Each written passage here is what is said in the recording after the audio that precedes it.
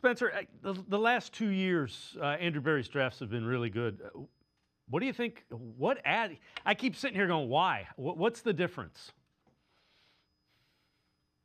Yeah, I know there was a lot of chatter about this topic, and people wanted to point the finger at Paul DePodesta and say clearly it was because he was less prominent in the front office last year and then ended up leaving, and that this year he wasn't around at all, and so Andrew Berry's kind of now been freed to do as he pleases and make his own picks.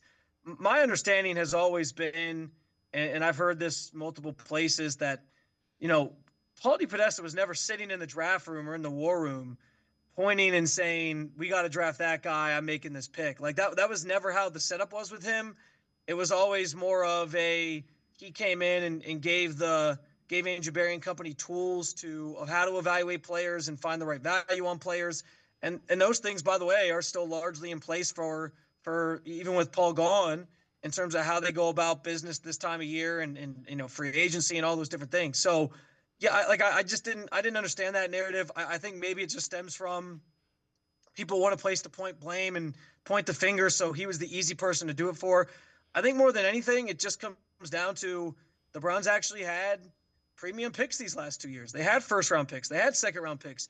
The years before that, because of the Deshaun Watson trade, that simply wasn't the case. And so you're getting more value on your players. You're more likely to hit on players that are drafted in the first round.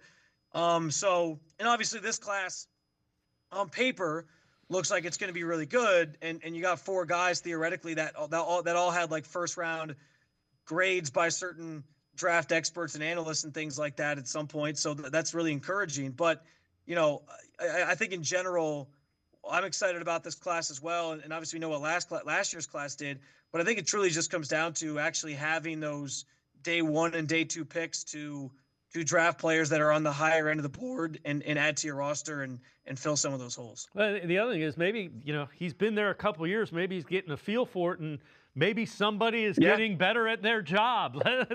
Let's go with that.